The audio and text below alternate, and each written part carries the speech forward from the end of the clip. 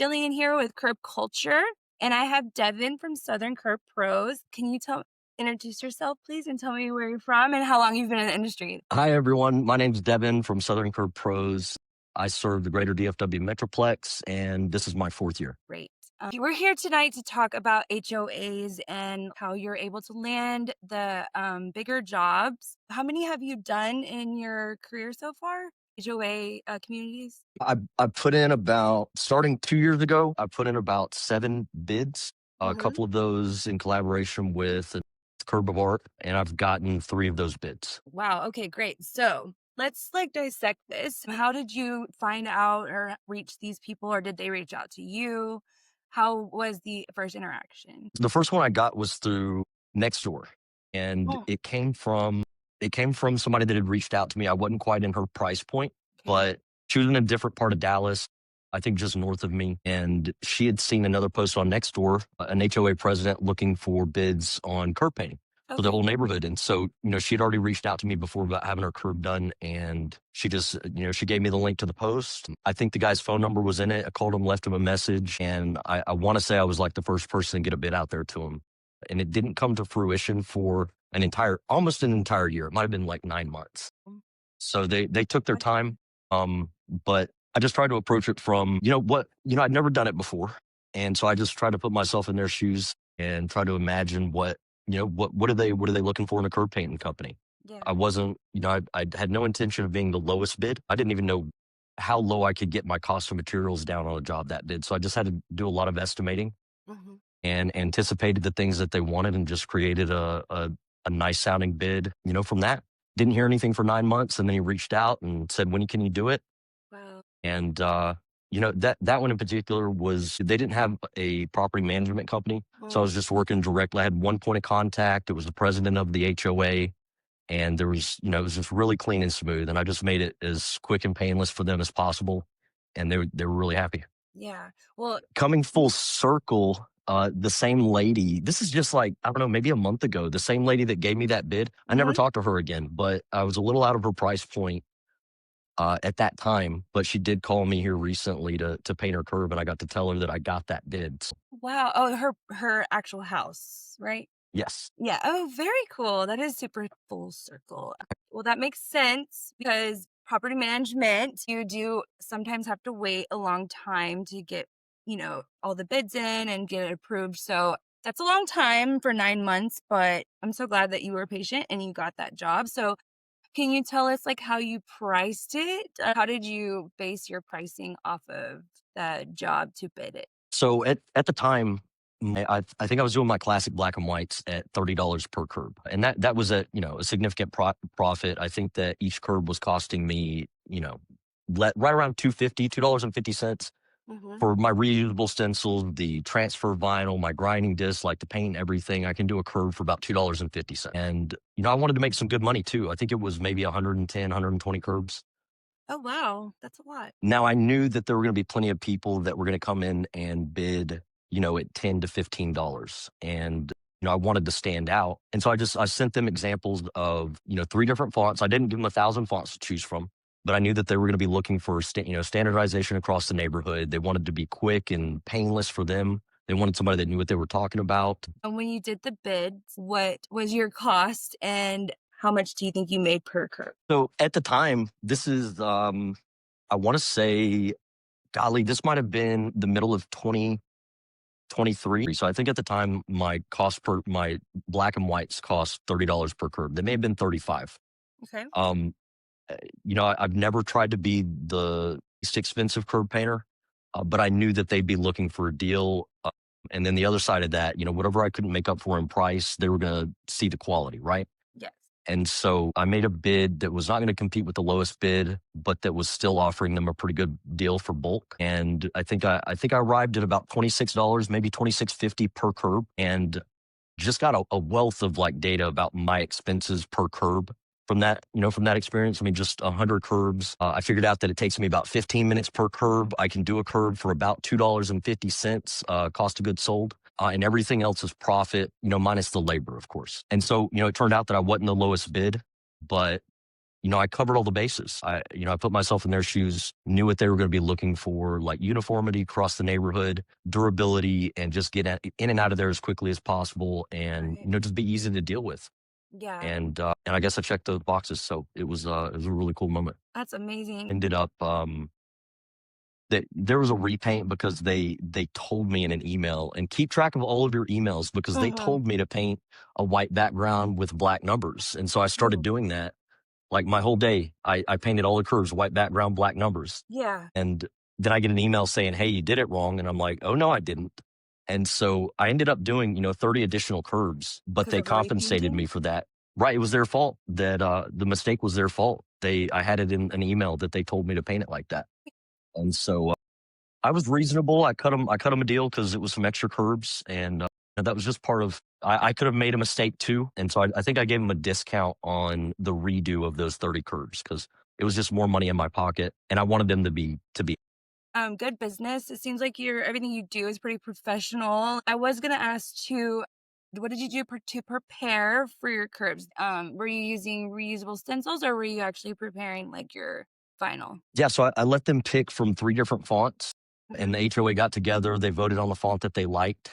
I got that from my Cricut program, and on this one, the price point that I was doing included the cost of those single-use stencils, and for me, at the time, I could just do those super fast. So preparation for that, I got them to send me a list, like a map of the neighborhood, and then I made them a schedule of what street was gonna be painted when, and then I just had a long list of every address that was gonna be painted. And so Good. So you just prepped it. yeah, so I made every last one of those numbers, put it on my canvas on Design Space, Hmm. and just went down the list and started cutting like an assembly line. That makes a lot of sense. Great. And how many days did it take you? Including the redo took me 4 days. Wow, that's really good. That's wonderful. Do you think there's any misconceptions on HOAs and like how they handle them? I didn't feel like I was ready at the time. I didn't know what I was doing. I didn't know how to talk to them. I wasn't an LLC at the time. I was just you know, at the time I just saw myself as some random curb painter. And I Yeah. thought that people that dealt with HOAs were professional and, they had a legitimate business and they drove big trucks and trailers. And, I just didn't see how I was going to be able to compete with them. And, when it came down to it, I really, really wanted that bid. I put everything into just put myself in their shoes, imagining what they wanted. So, and I was nobody. Like I was, that was my very first one. And you don't have to have experience doing it. You just have to be able to imagine that you can. And Yeah, so, absolutely. I think that's how like all of us step forward into, curb painting. I think for all of us, like in building a sustainable business is just a start, right? Like it Mhm. can be very seasonal, it can be sometimes be unreliable. Like in the down season, you really got to hustle. And so what I've learned over the years is that we've kind of got to expand. A lot of people do this, like they expand into window cleaning, gutter cleaning, Yeah. parking lot striping. And I think, definitely this winter is going to be, these HOAs are going to keep me, busy when residential. Like it's a new Yeah. budget season, so yeah, it's definitely time to start getting the bids. And like to anybody that's looking to do any advertising, I'd be saying this is about perfect timing to get the bids in. So And, another thing you're talking about misconceptions and, one of the things I've always told people, like if somebody had just showed me how to do the curb painting from the very beginning, I don't think I'd still be doing it. Like I've always challenged myself in some way to do more or better, right? Not competing with anyone, but just trying to do my best. yeah, And I think getting outside of our comfort zone, doing things that seem like it's just beyond our capabilities, like an HOA, like it's necessary to keep us moving forward. Like we have to grow as people, and we're trying to grow our business. yeah. HOA is just like one of many, avenues you can go down to grow as a person and as a business. Did you have any of them that were designs? So I collaborated. Actually, so my other ones are going to be collaborations. One of Okay. them I worked with Lone Star Lot Maintenance, Eric, and I Oh, had done an okay. HOA. I worked with him on an HOA Mhm. prior, and that's how he knew me. That's how we met. And so I had gotten my next HOA was actually an apartment. I think there were condos, but it kind of looks like an apartment complex. Yeah. And so they were actually managed by Associa Principal Hmm. Management Company. Hmm. And so there was a whole nother process where I'm not. You got to register with their. Yeah, you got to register as a vendor, and Yeah. they don't require you to. to pay the $600 annual fee or whatever just to register with them. But if you Mhm. want to be found in the future, you've got to pay that fee. They needed parking lot striping. Yeah. And this one was a little different because I didn't know how to come at them. I didn't know what price This is point to property hit. management. And so what I ended up doing on that one, instead of just offering one level of service and one single price, Mhm. because a lot of the time you don't get to negotiate with these people. Like they're getting 10 to 50 different bids. And if they like your price and your quality, if you check all the boxes, you get a call back. Yeah. So on this one, I just had no clue, but I did have a personal contact that I was able to kind of reach out and talk to. She couldn't give me any like solid figures, but what she Yeah. told me to do was give them a good, better, best option. And What does that mean? that covers so good, better, best is basically you're going to use like a good option would be I'm going to use reusable stencils. I'm not going to do any touch ups on them. I'm going to use like the lowest quality traffic paint, and I'm not going to do a whole lot of grinding. Right. So it's just going to be Like like a lower prep? commercial, a lot less prep, a lot less prep. It's a lot quicker. And I'm going to give a bid that's fair to me and fair to them Yeah, on the good. I gotcha. And then you got better and best. And, So obviously with you're the just best you get, hailing it with what you're right. So I'm, providing. I'm hitting three different price points, not knowing which one is going to appeal to them, but they've got options. In That's any case, wonderful advice. they can choose to work with me, and I don't have to do any negotiation because I've already given them all the options. Right. So that's what worked with them. They were super happy. And what I did, yeah. Yeah. And what I actually did, I gave them like a wholesale price on the parking lot striping, and I Mhm. subcontracted that to Lone Star Lot Maintenance because I it's Yeah. just impossible, as a curb painter, if you don't have the machinery, we can't really compete with parking lot stripers Yeah. on cost. Right. And because buying supply, they buy these things in bulk and they do them so quickly, and the lines are so clean that we just can't compete in price. It's going to cost us more in materials than it will to pay somebody else to do it. So I subcontracted the parking lot striping, and they took care of that, gave it to them at the price that I was paying for it, and then I made all my money on the numbers. Are the numbers. Yeah, so the numbers like 1A, 101C, whatever their unit number was is what I painted. Oh, cool. So you did their assigned parking?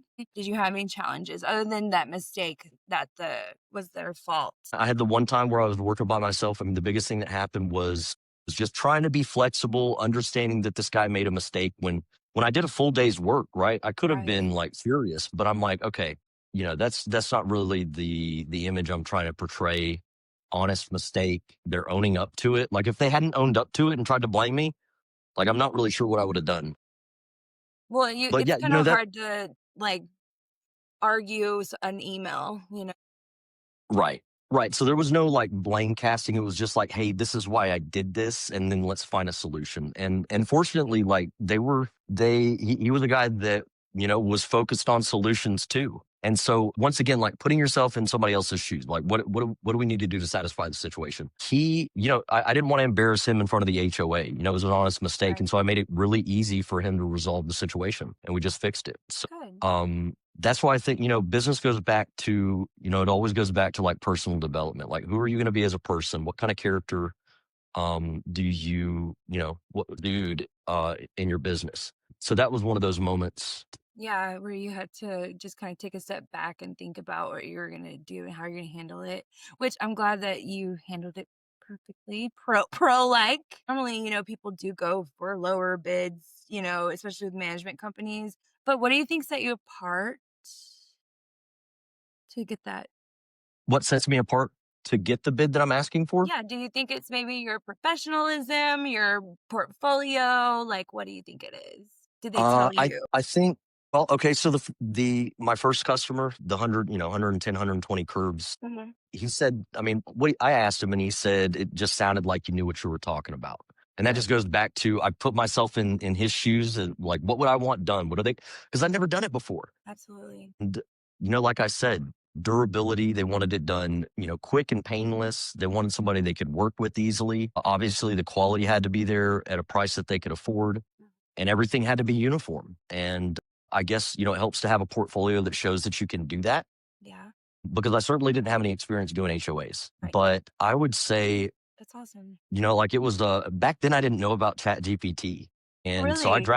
I drafted that email, you know, I Mhm. poured over that thing. I wanted to get it out quickly, but also I wanted it to be good. And so I That's think I got it as awesome. soon as I heard about it, I got it out to him within, within 24 hours, less than that. And like I You said, gotta like be these things quick, don't but they weren't you quick. do have right. I mean, none of these HOA, very few of them come to fruition, quickly. Yeah.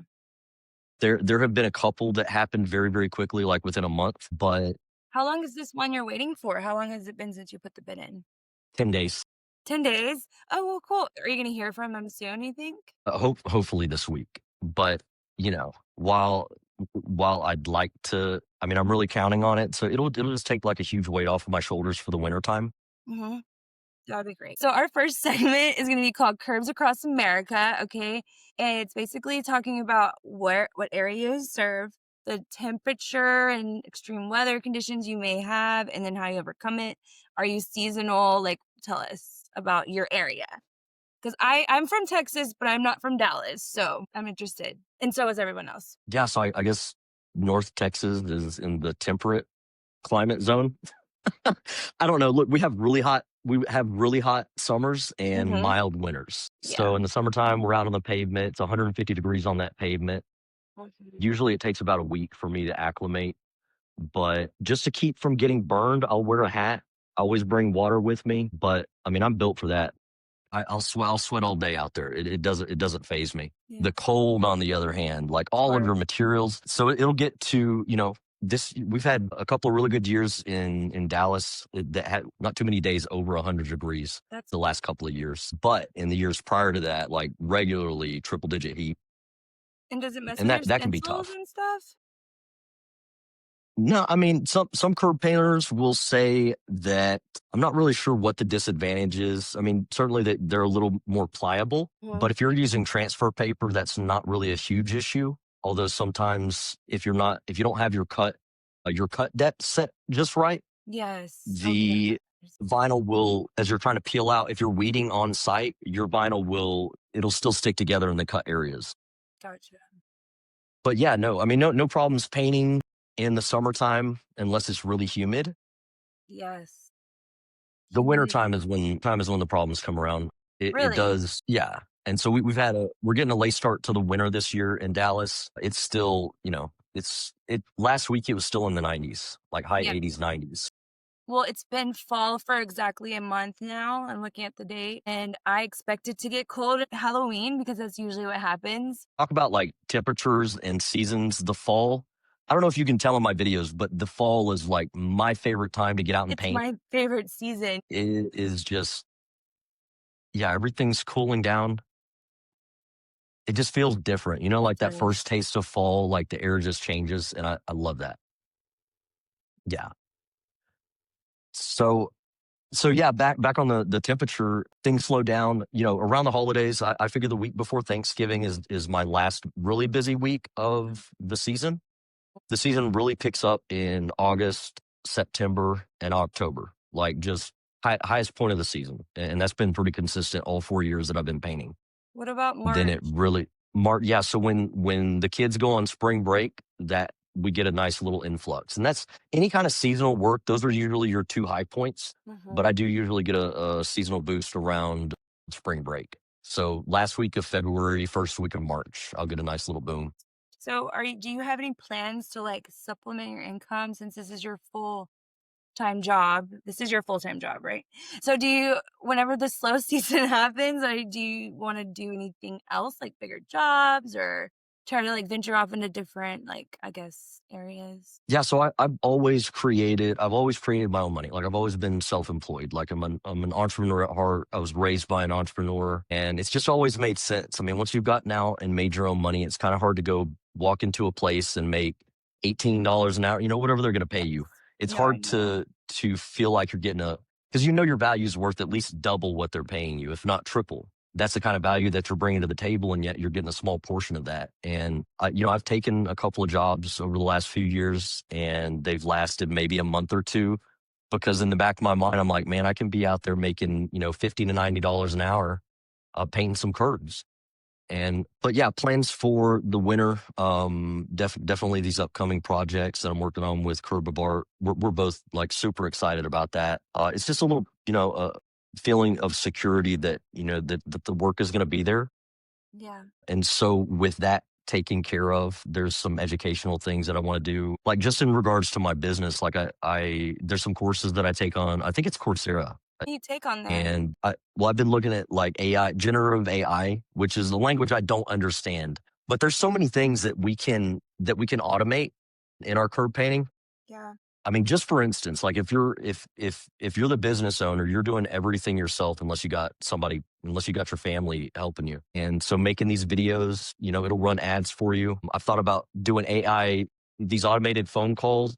You can get these things to send out text messages for you to customers. I don't Mhm. think AI is going to dominate our industry, but definitely like it's helped me in, and not design, but in maybe cleaning up images, Yeah. generating script for my ads. And so, while it might not be game changing, like AI definitely saves me some time. Yes, absolutely. I agree. And yeah. And then And helps so it can that help you with the bids too, drafting pitch letters or something like that. It can be 100%. very helpful. I love AI, but like to an extent, you want to always keep it 30% creative and 70% AI. And that's like going to be Is because that the rule? Because I yeah, didn't know about that rule. Okay. yeah, and it's So because 70 how do you how do you do that? does that mean like what does that 30% creative look like? For instance, 70% is going to be your admin, your boring emails, like, things that like AI can do. Okay. And then the 30% is all your creative mind. So don't have them do, I don't know, don't have them design your flyer, just like use your creative side to do, you're going to want to use your creative side, because you don't want to get rid of that. And that's like something that we can't replace with AI, at least now, especially. So it's important to try to work the 30/70, and then that way that you're not overworking yourself. And you know what I mean? And do like, That for that instance, actually makes a lot of sense yeah. because I mean, what we're in the art industry, and I mean, I'm always so much on like the implementing, like the technical side, right? Hmm. I've kind of geared my business towards just clean logos, clean images, not a whole lot of customization. They get to customize their font, border, pick whatever image they want, but there's not a whole Just lot of like clean. creativity there. And that really just has to do with time. Like I'm just one person. I have so many things to do. And yeah, I think you're right. Like we've got to, I was just telling you the other day, like I just don't feel like I have any time to create because you need time and space to get into that zone where all your needs are taken care of and this is right and everything's in order, and then you just feel at ease to create. And I mean, I think it's a really important part that we all have to stay in touch with. You do. You So do not want to lose that at all. You're solo in your work? yeah, I mean, solo. So I did this season. I did finally, like, I needed to hire somebody, and I knew that I was going to make a lot of mistakes. I knew that I was going to be so busy that I wasn't going to be able to just Mm. micromanage everything. But there Yeah. were a number of things that I really needed help with, and mainly just marketing, right? Like I'm going to take care of all the jobs. I need some help to continue bringing them in. Because Yeah. if I'm doing 12 curbs in a day, I don't have time to go and pass out flyers. So it was a try. It was a trial run, and Hmm. so How'd it I had go? some seasonal help this year. I mean, I think it was a success. Like I got everything done. I finally got myself on a schedule because I'm a person that does not like to do things by by a hard schedule, because we never know how long like a project is going to work. You don't know what kind of complications going to run into, and like I try to group my work into like segments of Dallas, right? So if I Mhm. just have one job, I'm not going to go all the way to Carrollton. Right. Do you let I'm going them to know wait to before? Like, do you give them the disclosure? usually, but I think that my intentions are always good. Like I fully intend. I might tell them, hey, it's going to be at the end of next week, right? Yeah. But then, inevitably something changes, I get behind, and Right. and then I regret telling them that. But But I did finally get on a schedule, and more or less I'm following that schedule and doing a little bit better communicating with customers. Because when you're not busy, it's easy. I can have a 30-minute phone call with a customer. I can check in with them all the time. But golly, like, there was a period of this season where I was getting 5 to 7 orders every single day for weeks on end. And I mean, just try to keep up with that and then add in mock-ups, Yeah. working with somebody now, and I'm trying to keep them busy. It was a lot. Yeah. So yeah, for the most part, my business I run by myself. I think here just recently have started like really enjoying collaborating with other curb painters. Like I'm looking for those opportunities. In Dallas, like you won't get a sense from any, from Curb of Art, from Kuzos Curb Appeal. And there's a number of other painters in the area, but I'm just now like getting to know them. We are direct competitors, and you won't Yes. get that sense from any of us like talking to us. And so I Right. think we're No, all, y'all don't.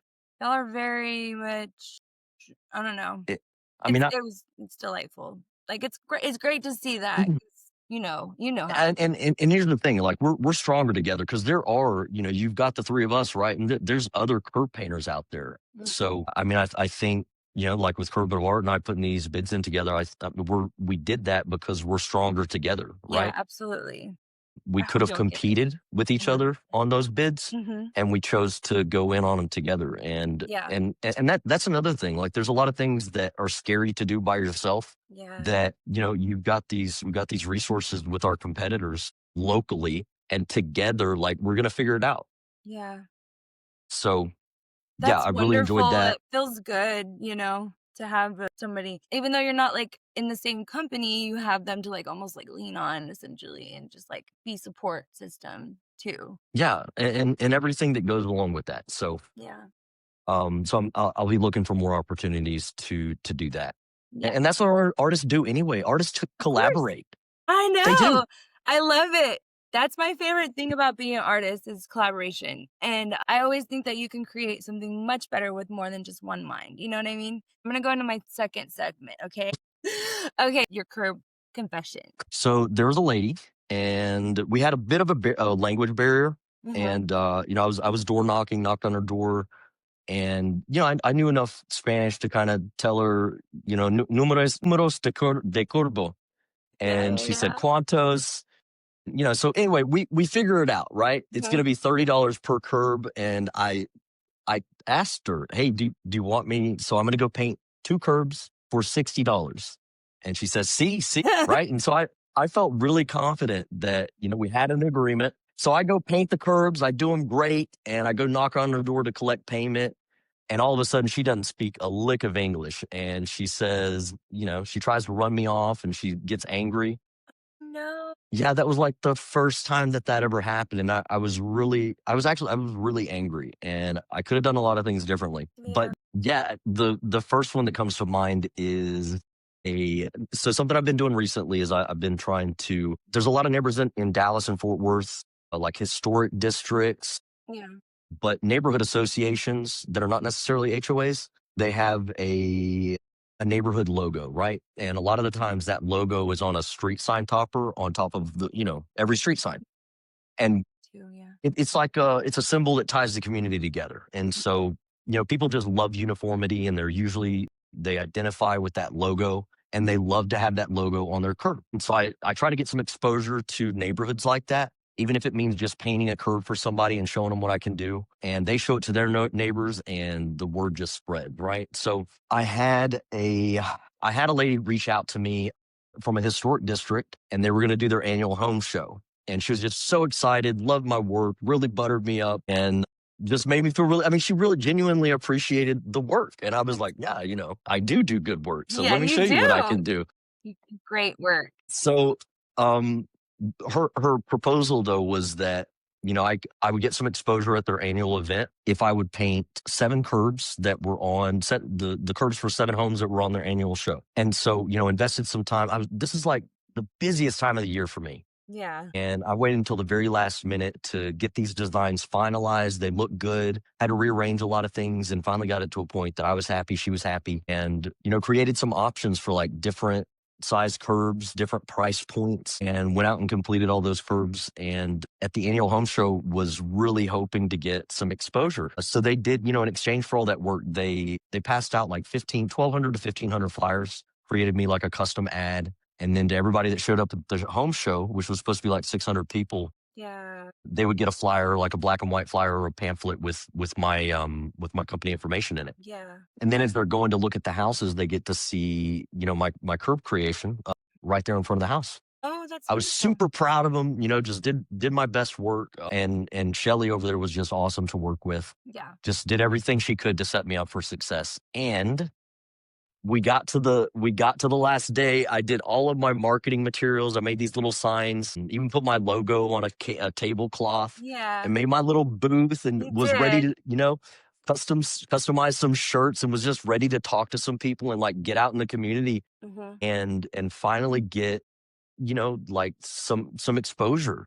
Yeah. And I don't think it's rained in Dallas in like a month. Yeah. Okay. And on this day, there's like a 70% chance of rain. But, I Yeah. wasn't really worried about it. I didn't even bring an umbrella. I'm like, it's gonna blow over like all the rest of the storms do. But it rained like all Did day. it rain hard? And uh oh It yeah. was. Oh Yeah, it yeah, it was really rained. We hard. we were drenched. Everything Yeah. was covered in mud. Like all the other vendors left, and we stuck around. Yeah. I had my roommate and friend go with me, and we were in good spirits. Like there were people passing out coffee there. I mean, everybody that was there was in good spirits. Just a little disappointed that we didn't have the turnout that we wanted. Did you make any money though? I expected to make a lot that day, like recoup Yeah. all of my expenses and then some. I think I took in 3 or 4 orders that day, which That's was good. not nothing, That's right? not bad. Yeah. But, it was good. It was good. It was a good yeah, sure. And then also the exposure to all those other people. So in that sense, like, I didn't get the outcome that I wanted. But, a lot of these things, not everything is guaranteed to be successful. But I'm out there like And trying things no, that it's are wonderful. And now you have like your own, half a page, I think, right, on a spread. It's gonna be sure. going So on. that's in like a permanent pamphlet, and every new homeowner that moves into that neighborhood they're gonna have my information. Right. No, that's so cool. And so it's just, I chalk it up to, yeah, sure, it's disappointing. I didn't get the exposure that I wanted, but we're only just starting. I did a good job. I tried something new, and ultimately, like, we've got to keep trying new things to grow as a business, to be successful. And not everything we do is gonna be that way. But yeah, all in all, like, I think it was a really good experience, and I don't have any regrets. Okay, good. Well, that is a great curb confession. Like, I mean, I thought, I saw the pictures and it looked really professional. And so I will clip them as well so you guys can see. But Devin did a great job. All homemade stuff, right? It was everything like homemade, right? I made it right here at the table. Yeah. And it looked so good, super professional. But anyway, so yeah, that was great. Okay, so thank you for sharing that. And then we're gonna go into humble curbs really quick. Our humble curbs. Humble curb. So we're gonna show the first curb and then the most recent one. Aside black background, white numbers, I went to Home Depot, spent like $70. I got green, black, and white paint, a Green, black, roll of and white. tape Why did you choose green? because it was just something that I'd seen. It was a number that I probably living in Dallas. I think like University Park or Highland Park, they have white backgrounds with green numbers. Okay. I think that used to be a very common thing here. It's not as common anymore. And honestly, it just doesn't look that great.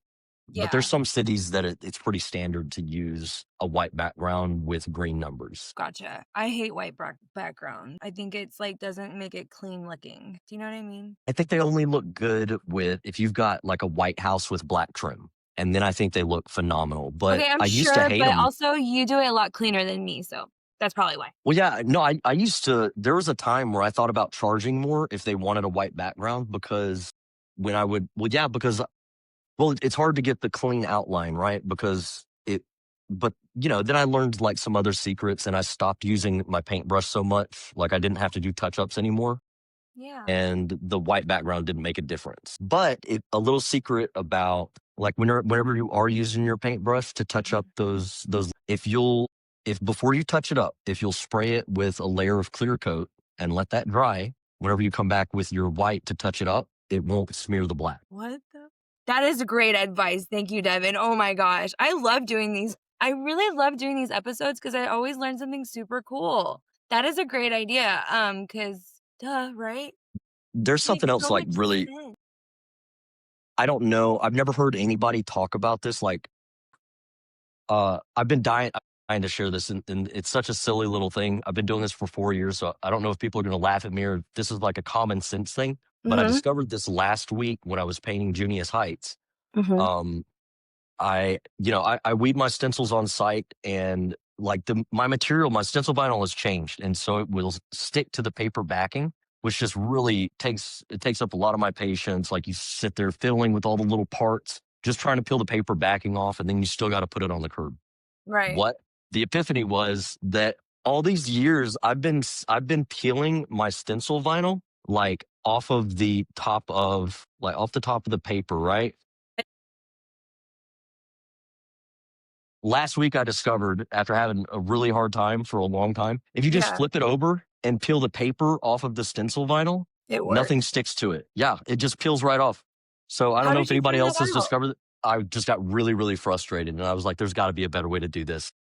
Really? So it was a trial error kind of situation. Well, lots of four errors. years 4 years of trial and error, but I love little innovations like that that just take up less of my time Mhm. and save a little bit of patience for the rest Yeah. of the project. So if anybody knew about that and you didn't say anything, why did you do this to us? Wow. Yeah. I've told this story before, but that's how I found out about how to do a perfect straight line was using moving tape instead of any other tape. Just the basic the masking tape, the white tape. The clear tape. Really, that's how Yes. you get a straight line, like across the middle of your painting? How I do my borders, how I do my boxes, I just use clear tape and it literally doesn't ever like drip or anything. It's a perfect line. Wow. So there's no like, are you using a spray can over the top of Yeah. that? Mhm. Mhm. And there's no bleed or underspray? Never. Really? Never. What about Mm-mm. paint pull off? Never. Really? Never. That's crazy. I've never even I'm gonna thought. show you. I've been scared. I never even thought to use that because I just thought that it would peel off all of my paint. No.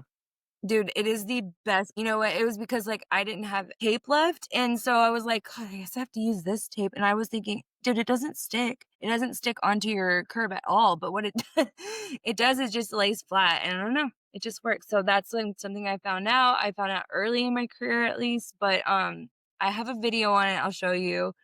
You'll need to check it out. I know that you pretty much have yours already, like, laid out with your stencil, but if you ever don't and you need a straight line, use that. Yeah, I mean, I do it all the time. Oh, I you mean, do? sometimes I use stencils and sometimes I use tape, just whatever's most convenient with that design, you know? Yeah, I'll Well, try that's that. so I'll add that to the cool. arsenal. Okay, yeah, and like I said, I'll show you a video of it. I have, like, a perfect Speaking of videos, how's the Curb Culture School going? Oh, thank you, for asking. It's going good. We have 2 so Curb Culture School is the first, like, ever school for curb painting. It is basically 2 we have 2 courses at the moment. It's gonna be for your branding, so it's basically for people that are starting. We will have more advanced classes, but right now we just have these, beginner classes, and it's gonna include your brand or your kit to, like, actually start curb painting, and it's a basic kit, so it's like a black and white curb, and then also it's only $101 with everything, to start, and so, again, advocating for So this we can company. actually, like a new curb painter can actually purchase a curb painting kit to get started. So what they can do is go to my class, and what it does is each item has an explanation of what it's used for, and then it has a link to Amazon, and they're Did all you within get your Amazon seller? Are you an affiliate? yes. Okay, good move. Good move. Yeah, yeah, yeah. So many people ask me about what vinyl I use, and I'm like, dang, I need to like put a link in my bio on TikTok. Yes. So that's another thing. Yeah, you need to do that. That's what I try to do. I don't like to even like give out. Oh, I'm not gonna say anything more. I'll talk about it later. But okay. So, anyways, class is really cool. I also have a branding like workshop that you can go in, and if you are a brand new curb painter, you can go in there and you can like start your business essentially with like your logo, your name, colors, your mission statement, all that stuff. So it's the very first 2 classes, and we are working right now on a basic how to curb paint like a basic curb that I collab with 805 Curb Revive. Nice. So how Are any other curb painters going to get involved or like for the videos? Probably.